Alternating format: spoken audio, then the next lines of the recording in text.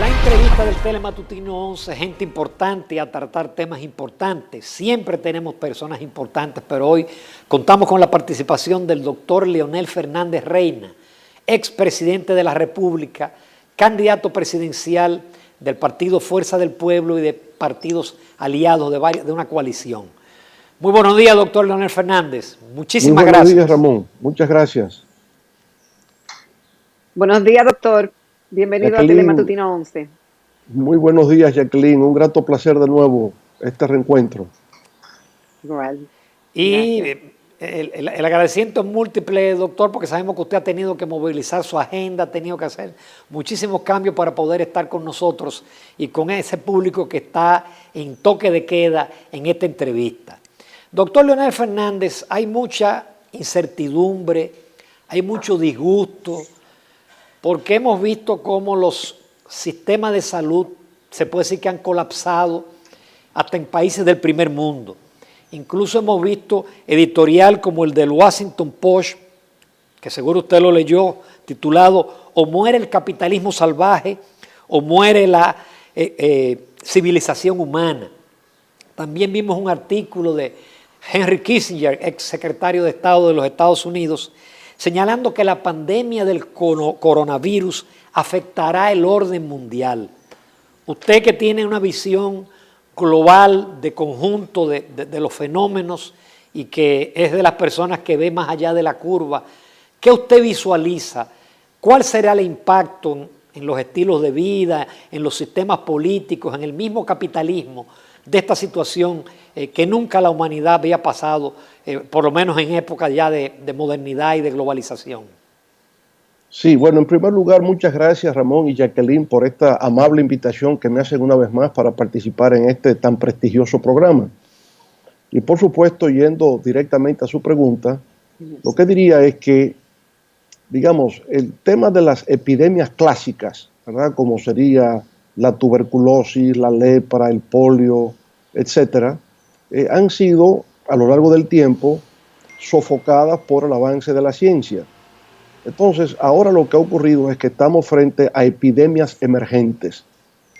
Epidemias clásicas que se han sido contenidas, pero ahora tenemos unas epidemias emergentes que son el fruto fundamentalmente del desarrollo, del progreso, de la globalización y que han resultado inesperadas. Cuando digo esto, que son fruto del progreso, es porque en realidad ha habido un proceso acelerado en la humanidad en los últimos tiempos de urbanización. Yo he comentado en algún momento que el proceso de industrialización y de urbanización a Europa le tomó 2 siglos, 200 años aproximadamente. Ahora, este proceso acelerado de urbanización ha tomado tan solo 4 décadas, y el mejor ejemplo de eso es China, pero también el mundo asiático. Entonces, ese proceso de urbanización genera unos flujos de contactos a nivel de las ciudades, respecto de lo cual no se tenían experiencias previas. Pero en adición a este proceso acelerado, inédito en la historia de la humanidad, de urbanización, ahora se le ha sumado también esa interconexión e interdependencia de carácter internacional que va en doble vía. El flujo del comercio internacional, ¿verdad?, los contenedores que se mueven de un lugar a otro continuamente, y en esos contenedores se portan virus y bacterias. Y lo otro también es el flujo constante de los vuelos internacionales. Entonces, esa transnacionalización de las mercancías, de bienes y servicios y de personas es un fenómeno completamente desconocido en la historia de la humanidad. Y por supuesto, ese progreso, esa transformación de la humanidad, esa transformación en términos de producción de riqueza y hasta en términos geográficos, de Occidente hacia el mundo oriental. Porque a veces se preguntan por qué las enfermedades infecciosas, estas pandemias tienen su origen en Asia o en África. Primero está el tema demográfico, ¿no? La mayor población del mundo se concentra en esas áreas geográficas del planeta. Y en segundo lugar, en el caso de Asia, es por esa transformación que ha tenido en términos económicos y sociales, ese cambio geográfico de mayor producción de riqueza del mundo occidental hacia el mundo oriental. Entonces nos encontramos digamos, lo que podrían llamarse como pandemias emergentes.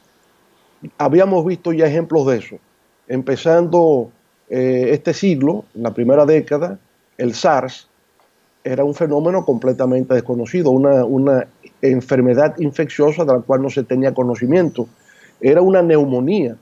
La neumonía se conoce desde siglos, pero era una neumonía típica, provocada por un coronavirus, el primero que se va detectando capaz de generar estas enfermedades de insuficiencia respiratoria. Bueno, y eso aparece en China, y de China cruzó a Hong Kong y cruzó a Tailandia, igual que lo que ha ocurrido con el COVID-19, el mismo origen en el mundo asiático, específicamente en China, que se traslada a Corea del Sur, se traslada a Singapur, se traslada a Tailandia, se traslada a Japón, y ya luego cruza el Pacífico, ¿no? Y entra al mundo occidental, cruza el Atlántico, y entonces ya vemos los tres polos de poder: Europa, Estados Unidos, el hemisferio occidental y por supuesto el mundo asiático completamente afectado por esta situación. Luego, se trata de un fenómeno inesperado lo que ha ocurrido. Nadie estaba esperando que esto ocurriera. Esa situación de ser un fenómeno inesperado, por supuesto, crea entonces un desconocimiento, no se sabe bien. El COVID-19 no había sido detectado por la ciencia, y la situación de desconocimiento, donde se va aprendiendo en el día a día, así como hay una curva de ascenso de los contagiados, hay una curva de aprendizaje de la comunidad científica y de ustedes, los hacedores de opinión pública, pero por supuesto todo esto genera incertidumbre. Entonces, la respuesta inicial, ¿no?, que se da a la aparición del coronavirus o COVID-19 fue lento. Fue lento en China en cuanto a informarlo internacionalmente. Hay una responsabilidad de los estados que tan pronto se detecta en su territorio alguna enfermedad de carácter infecciosa, eso tiene que ser notificado a la Organización Mundial de la Salud. Parece que esta situación que se presenta en la ciudad de Wuhan, en la provincia de Hubei, en China, en la parte central sur de China, ocurre a principios del mes de diciembre, pero se viene a notificar internacionalmente finalizando el mes de diciembre, el 30 o 31 de diciembre, que coincide con la celebración del Año Nuevo Lunar en China, donde millones y millones de personas se trasladan a distintos pueblos, ¿verdad? Y donde también muchas personas salen de China al exterior. De manera que en ese tiempo perdido de no notificar a tiempo, muchas personas salieron de China y empezaron las primeras contaminaciones justamente en Corea del Sur, en Japón, en Singapur y en Tailandia. Ahí se va encontrando. Luego, ¿verdad?, en cada lugar donde se va detectando casos, la misma reacción tardía. Y eso mismo ocurrió aquí en República Dominicana.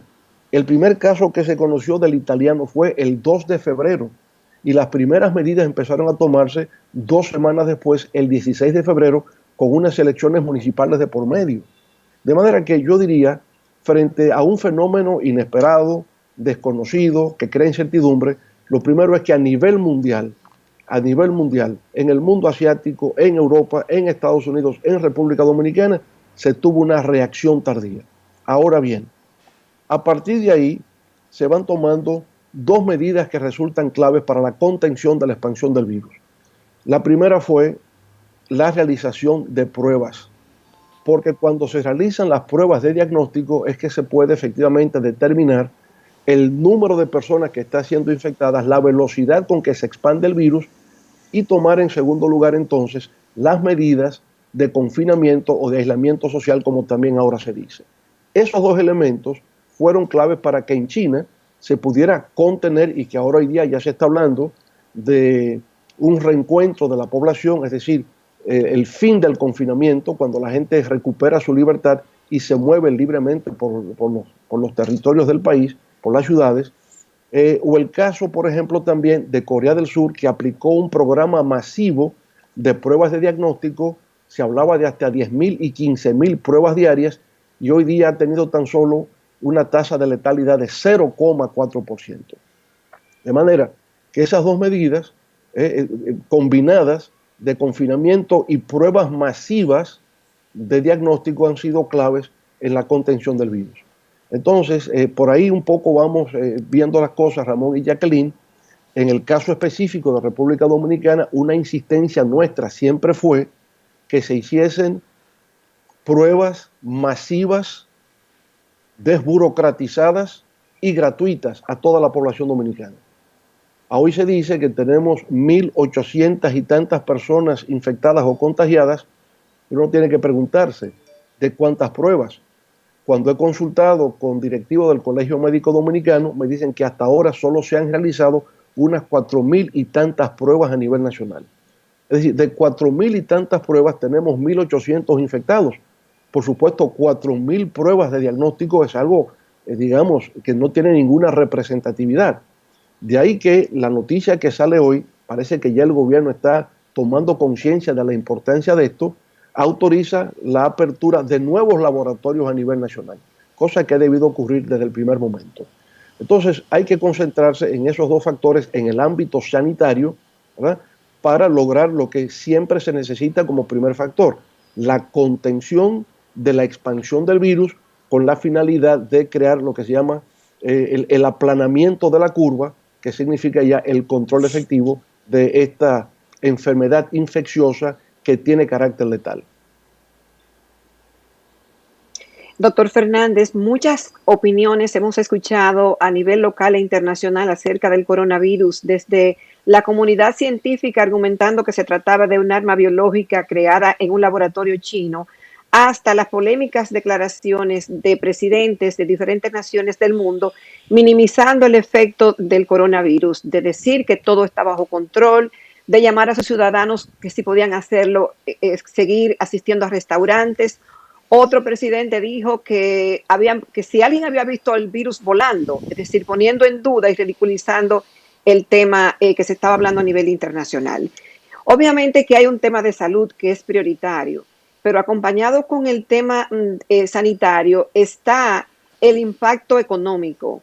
El impacto económico sobre la pérdida del empleo masivo a nivel mundial, y la República Dominicana no es la excepción, y también el tema de la caída de ingresos, de recaudaciones de parte del gobierno. En el caso de la República Dominicana, doctor Fernández, basado en su experiencia como presidente de la República en 3 oportunidades y por ser conocido como una persona que conoce muy bien la realidad local e internacional, ¿cómo esta crisis sitúa a la República Dominicana en el futuro a mediano plazo y a largo plazo? Sí, lo que estamos haciendo en República Dominicana, Jackie y Ramón, es exactamente lo que se está haciendo en otras partes del mundo. Desde el punto de vista sanitario, esas son las dos medidas. En primer lugar, aislamiento social, y en segundo lugar, lo que tiene que ver la realización de pruebas masivas, donde todavía nosotros aquí, digamos, estamos carentes. No hemos sido exitosos en lo que tiene que ver con el tema de la realización de pruebas masivas que deben ser gratuitas. Y enfatizo la palabra gratuita porque el gobierno inicialmente había indicado que solamente recibirían pruebas gratuitas aquellas personas con 59 años de edad o más que tuviesen alguna precondición médica. Nosotros objetamos en su momento eso y dijimos, las pruebas tienen que ser masivas y las pruebas tienen que ser gratuitas. Primero, porque no se trata de un paciente exclusivo, es un tema de salud pública, es un tema de calamidad pública y por consiguiente eso tiene que hacerse accesible para todos los ciudadanos. Ustedes están viendo cómo en Corea, en principio, pero ya en los Estados Unidos, se van los vehículos a los parqueos y desde ahí se realiza una prueba rápida, porque justamente hay que tener una masificación del proceso que permita tener una clara comprensión de la cantidad de personas, de ciudadanos que están impactadas por este virus. Ahora, como dice Jacqueline, la crisis no es solamente de carácter sanitario, la crisis tiene otras dimensiones. Tiene una dimensión global, porque no nació en República Dominicana, sino que se ha expandido por el mundo y por tanto tendrá que haber una respuesta global a este problema. Segundo, tiene una dimensión económica, tiene una dimensión social y en el caso dominicano de corto plazo también tiene una dimensión política por el tema de las elecciones. Entonces, en el aspecto económico, lo que se ha producido es una suspensión a nivel global de las economías, porque al generarse un proceso de confinamiento, es decir, de aislamiento social, las personas no van, no pueden ir a los lugares de trabajo, las empresas tienen que cerrar, claro. Y por consiguiente se produce una caída de la producción pero también una caída del ingreso. Y cuando se produce la caída del ingreso hay una disminución del consumo y por tanto hay un shock económico que se da por la vía de la oferta, empresas que cierran y no pueden ofertar bienes y servicios, trabajadores que no reciben ingresos o disminuyen sus ingresos y por consiguiente no realizan la demanda. Es una parálisis total de la economía mundial y nacional. Entonces, esa combinación entre lo global, lo mundial y lo nacional es clave, porque necesariamente tiene que producirse una reactivación de la economía mundial para que también la República Dominicana pueda salir de su estancamiento actual, fruto de las medidas inevitables necesarias que tienen que aplicarse. Por ejemplo, en este caso, cuando hablamos de República Dominicana, usted tiene el sector turístico. El sector turístico está paralizado y se han tomado medidas drásticas de restricción de los vuelos internacionales. Tiene inevitablemente que ser así para disminuir o contener la expansión del virus. Pero la industria como tal se ve afectada. La industria aeronáutica civil se ve afectada. Viene el desempleo. Todo eso se genera. En el caso nuestro, con el sector turístico, va a implicar disminución de ingresos de dólares para la República Dominicana. Pero también las zonas francas industriales que exportan al mercado norteamericano fundamentalmente para un esquema de exención del pago de aranceles en el mercado norteamericano, en estos momentos también disminuyen su producción y por tanto hay una situación de pérdida momentánea de empleos por ahí. Y usted tiene la comunidad dominicana en el exterior, con el tema de las remesas. Necesariamente las remesas tienen que disminuir porque muchos de esos compatriotas también están perdiendo sus empleos en los Estados Unidos.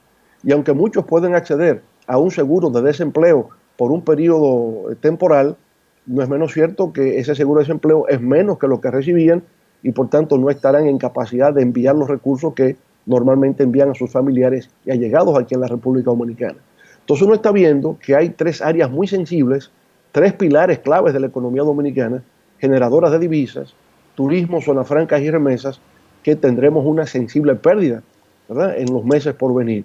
Eso puede generar inquietud en lo que tiene que ver con la política cambiaria. Se podría compensar, se puede argumentar, esto se compensa en parte por la disminución de los precios de los combustibles, que ha bajado sensiblemente, y también por el incremento de los precios del oro. Lo que habría que ver es si la baja de los precios del petróleo y la subida del precio del oro compensa la baja de los ingresos en dólares por turismo, por zonas francas y por remesas. Y eso es clave porque tiene mucho que ver con el mantenimiento del equilibrio macroeconómico de República Dominicana, toda vez que el indicador cambiario es clave para que así sea. Entonces, obviamente, insistimos, esa interacción entre lo global y lo nacional, pero por demás, tampoco ningún Estado nacional, sobre todo de países en desarrollo como el nuestro, dispone de todos los recursos para poder atender las necesidades que crea la aplicación de estas medidas restrictivas de libertad y de desarrollo económico.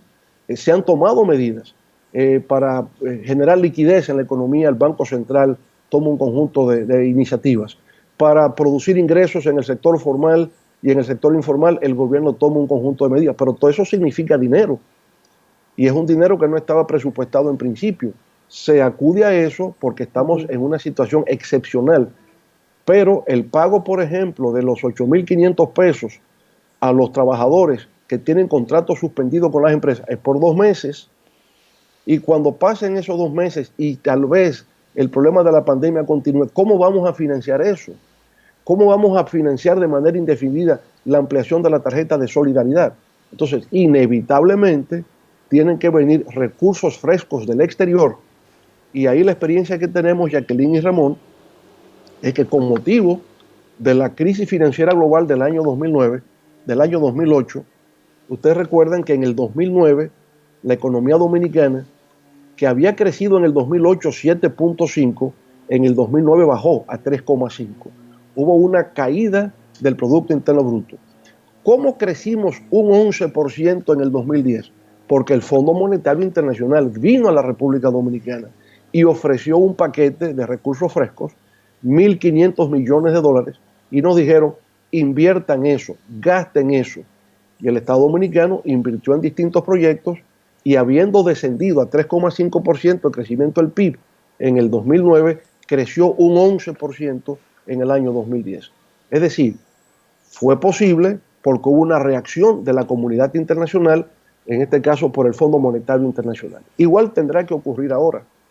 He estado diciendo en estos días que el G20, que ya veo que se ha reunido en el día de ayer, la Unión Europea, en el ámbito regional, por supuesto, tiene que hacerlo CELAC, la Comunidad de Estados de América Latina y el Caribe, planteando una propuesta regional. Pero lo que tiene que haber es, en el Fondo Monetario Internacional, en el Banco Mundial, en el Banco Interamericano de Desarrollo, la identificación de recursos que puedan contribuir a que los estados nacionales puedan acceder a esos recursos e invertirlos en un proyecto de reactivación de la economía tan pronto pueda pasar esta situación que nos afecta a todos en términos de salud. Doctor Fernández, con su permiso y de los amables televidentes, vamos a una breve pausa comercial.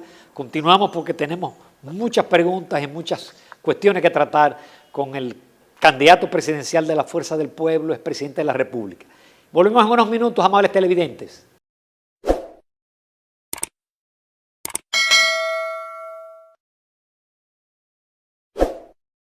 Continuamos en Telematutina 11. Esta mañana contamos y nos sentimos honrados con la participación del expresidente de la República, el doctor Leonel Fernández, candidato presidencial del partido Fuerza del Pueblo y de un grupo de partidos aliados. Doctor Fernández, usted nos hizo una exposición en el segmento anterior de cómo la aparición del coronavirus ha impactado la humanidad en términos financieros, en términos económicos y en términos sanitarios. En el caso de la República Dominicana tenemos informaciones de que ha habido una disminución de ingresos en el mes de marzo que da cuenta de un 44.8%. De las finanzas públicas que se alerta están en rojo. Y esto es de ingresos no financieros. Con una pérdida que representa alrededor de 22.916.8 millones de pesos. Con respecto a lo recaudado en marzo del año 2019. También los ingresos tributarios han tenido una caída equivalente a un 49.4%, con relación también a marzo del 2019. Las recaudaciones del ITEVI se derrumbaron en un 62.5%, lo que significa una pérdida de más de 10.500 millones de pesos. El impuesto sobre la renta, una disminución en un 31%. Y así siguen cifras alarmantes de lo que está pasando con las finanzas y las recaudaciones en la República Dominicana. Hasta ahora hemos visto, y usted ha explicado, las implicaciones, el sacrificio que tiene que hacer el gobierno dominicano en partidas de emergencias que no estaban presupuestadas. Pero a esto se le añade, es decir, la situación económica de quienes pierden sus empleos y que el gobierno vaya en auxilio de ellos. Pero también el gobierno, por su lado, tiene restricciones que se le dan la falta de recursos y la caída en estos ingresos.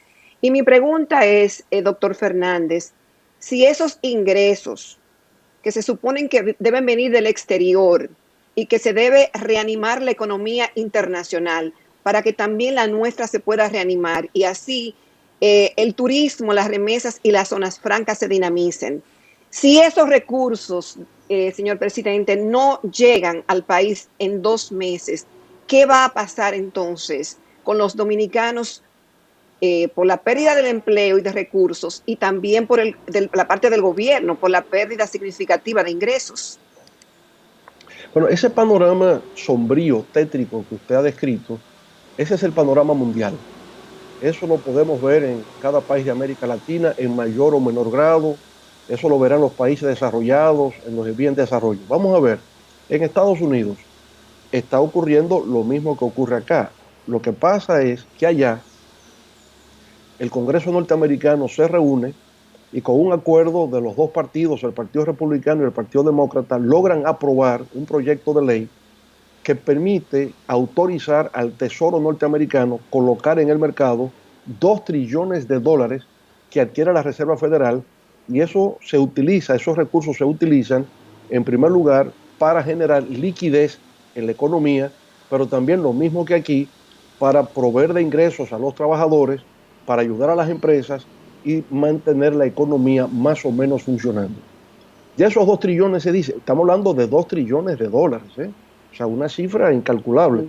Para que ustedes sepan más o menos de qué estamos hablando, lo que es 1 trillón de dólares.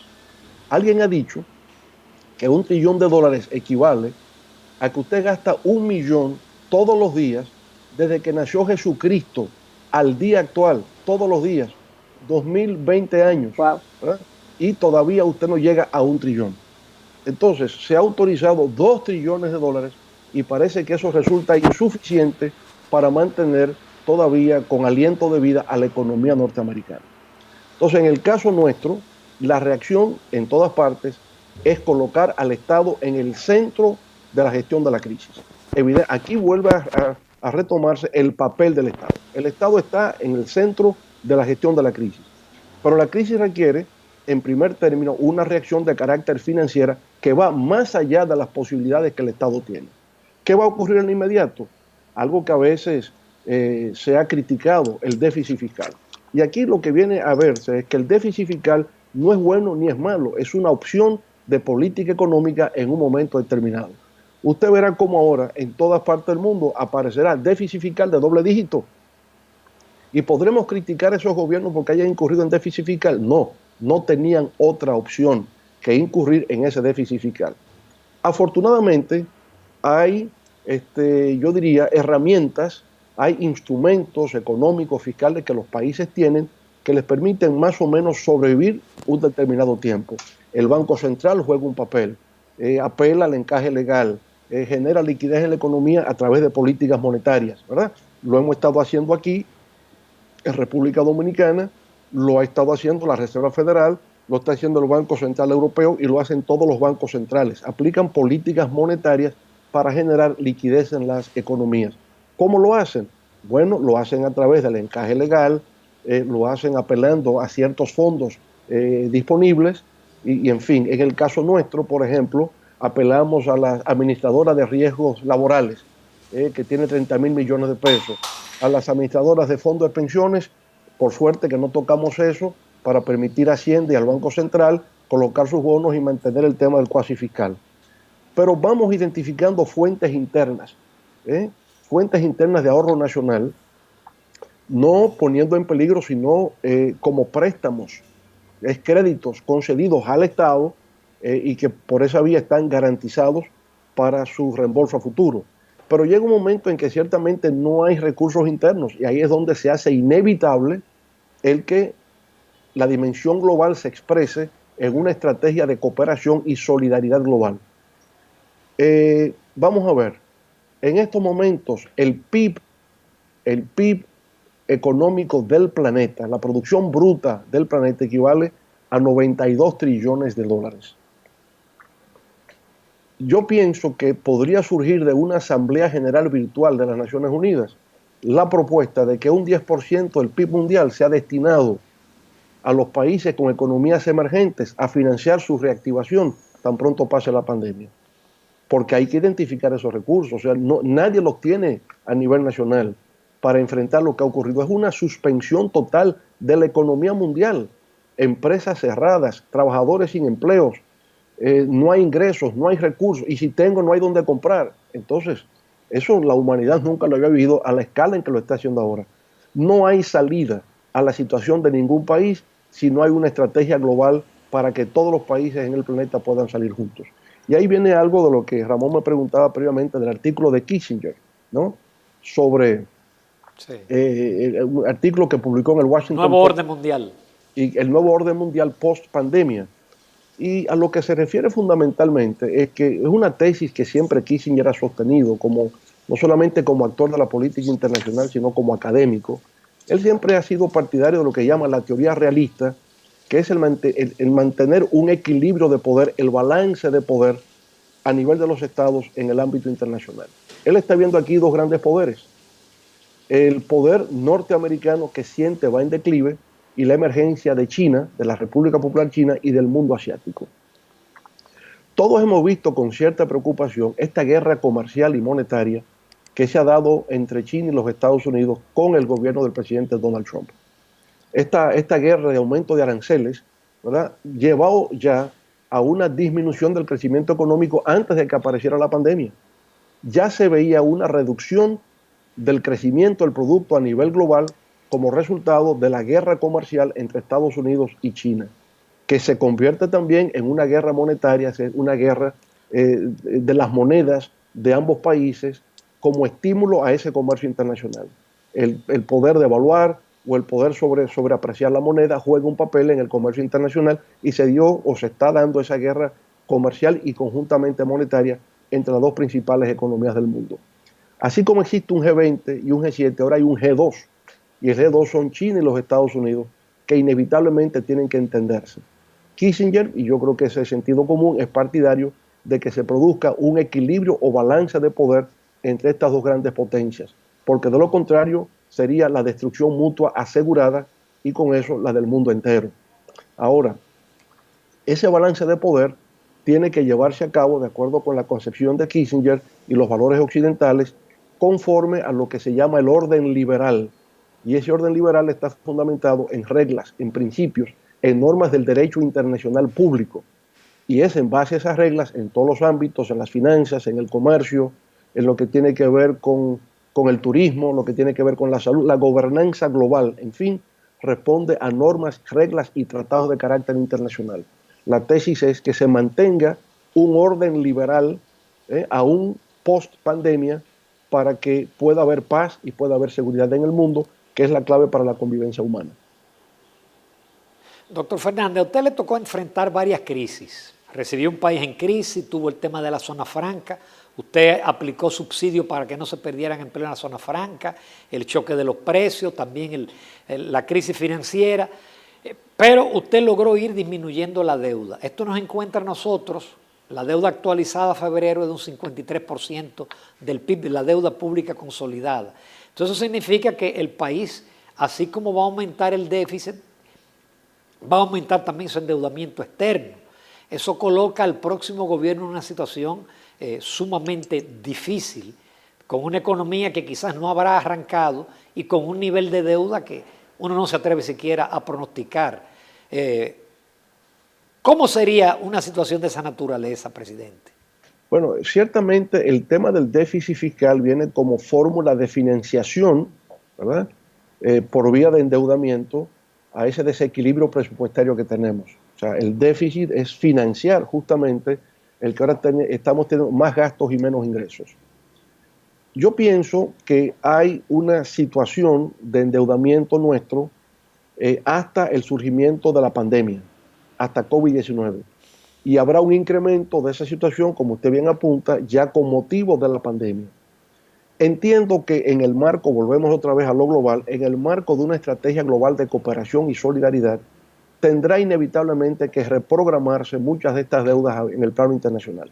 Y ahí República Dominicana, en el marco de sugerencia financiera de la actual crisis sanitaria, pues podrá presentar su incapacidad para dar sostenibilidad a nuestra economía, si no es solo la base de una reprogramación, ya sea de capital o de intereses, de esa deuda que se genera a partir de la pandemia.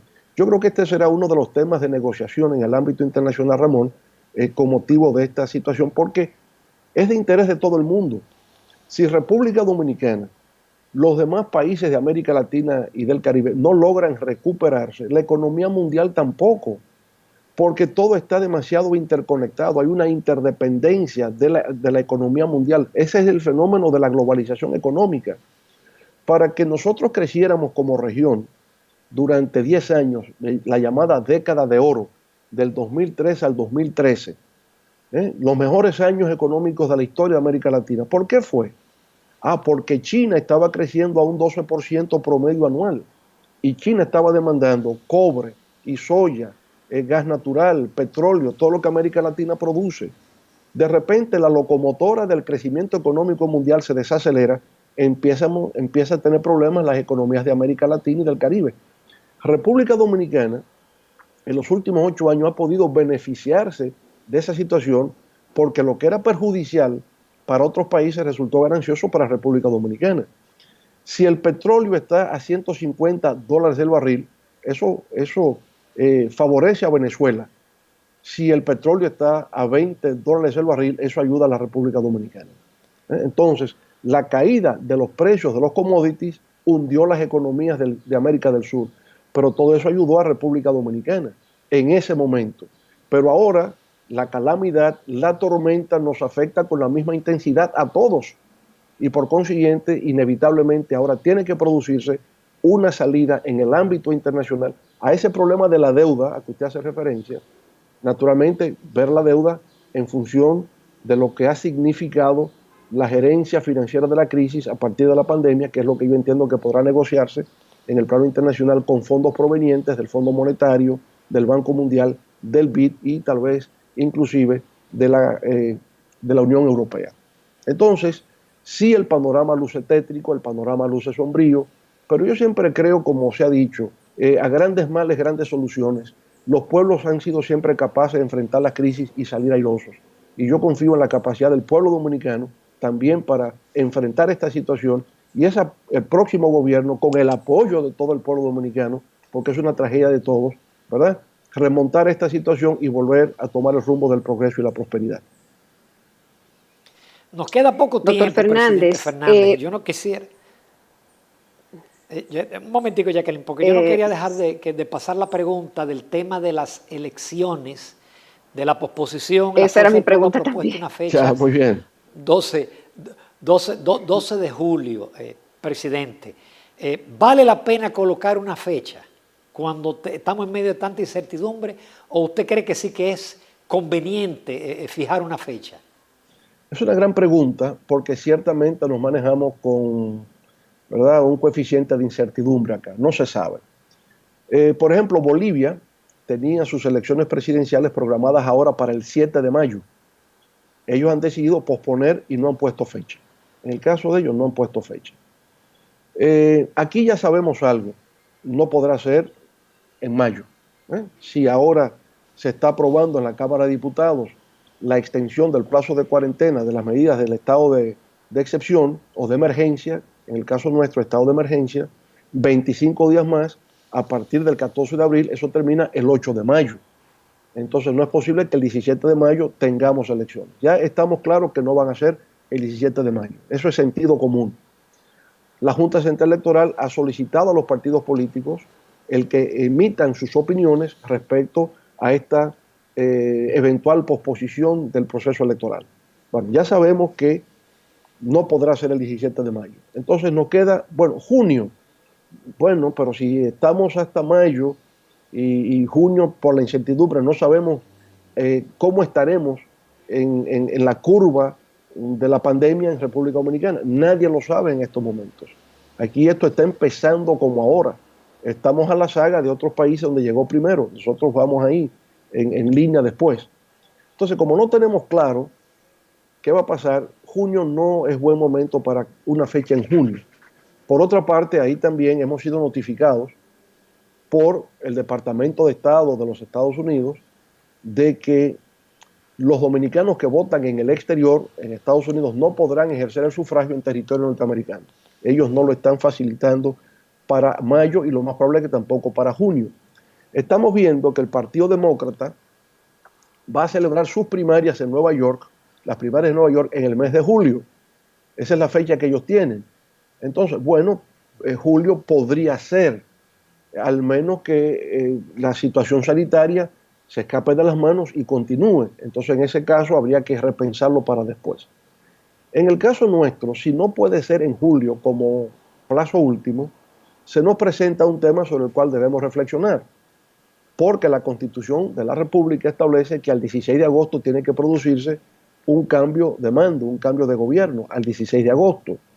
Y si las elecciones no pueden realizarse antes del 16 de agosto, entonces caemos en una situación que merece ser evaluada porque es poder ejecutivo y poder legislativo que van a cesar. Entonces habría que buscar una solución que requiere de la construcción de un consenso entre todos los actores políticos.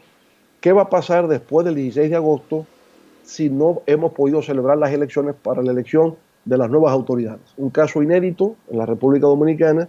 No se prevé hasta donde yo he podido comprender en nuestra actual Carta Magna, que establece una línea sucesoral en el poder, pero en el marco del término del periodo de gobierno.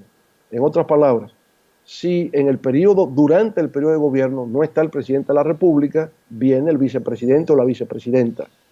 Si no está la vicepresidenta, entonces viene el presidente de la Suprema Corte de Justicia, que en el plazo de 15 días convocará a la Asamblea Nacional a los fines de que el partido de gobierno presente una terna de quién debe encabezar el Ejecutivo. Bueno, por aquí habrá terminado el periodo, ya eso no podría hacerse. Y entonces no hay en el marco constitucional, ¿verdad?, una solución clara respecto a este problema. Los constitucionalistas tendrán que reunirse, tendrán que ver experiencias nacionales e internacionales y ver ante ese escenario hipotético, y yo espero que remoto e innecesario, se pudiera presentar. Entonces, con respecto al calendario electoral, lo que sí resulta claro, Ramón y Jacqueline, lo que resulta claro es que mayo no podrá ser. Y que por lo tanto lo que luce viable es que sea julio, pero aún así no tenemos todas las cartas sobre la mesa, porque nadie puede pronosticar en este momento exactamente cómo estaremos en el mes de julio con respecto a la crisis sanitaria. Por eso, doctor, alguien ha dicho que hay que tomar las medidas drásticas rápidas y que la cuarentena total sería una solución. ¿Qué usted opina de eso? Sí, eso es una medida que se plantea el Colegio Médico Dominicano, lo ha estado sosteniendo. El problema está, lo que uno ve es la logística que existe en República Dominicana para poder crear la cadena de suministro de alimentos y de satisfacción de necesidades básicas. Mire, por ejemplo, lo que pasó ayer en el Mercado Nuevo. Usted ve esa foto hoy en los periódicos de la cantidad de gente que fue al Mercado Nuevo. Usted dice, pero bueno, ¿en qué países que estamos? Porque lo que hubo ahí fue una presencia masiva de personas que fueron a comprar alimentos al Mercado Nuevo, pero más que cualquier día normal. Aquello fue una cosa realmente impresionante. Entonces estamos hablando por un lado de cuarentena, de aislamiento social, y lo que hubo ayer fue esa presencia masiva de consumidores que fueron a adquirir alimentos en el Mercado Nuevo, ahí en la avenida Duarte. Entonces, bueno, el tema es contar con una infraestructura y una logística adecuada que le permita a la gente no tener que salir hacia la calle y tener una satisfacción a sus necesidades. Parece que eso no lo tenemos aún en República Dominicana, y si no lo tenemos, una medida drástica de confinamiento por 2 semanas, un mes, podría tener consecuencias indeseadas, ¿verdad?, de protestas sociales, de pobladas, etcétera, que se han producido en otros países en circunstancias análogas. De manera, es claro que tenemos que continuar con las medidas de aislamiento social, de confinamiento, y esperamos que podamos contener la expansión del virus tomando las medidas que estamos tomando en estos momentos. Doctor Leonel Fernández, qué pena no contar con más tiempo. Le agradecemos el que nos haya dedicado y esperamos muy pronto, quizás en la campaña electoral, volver a conversar de los temas que serán de interés en ese momento. Muchísimas gracias, doctor Leonel Fernández. Gracias, Ramón, gracias, Jacqueline, y ya espero verles personalmente en algún momento que no sea lejano. Gracias, doctor Igualmente, Fernández, presidente. un placer una vez más. Nos vamos a comerciales, amables televidentes. Nos falta todavía la recta final del Telematutino 11.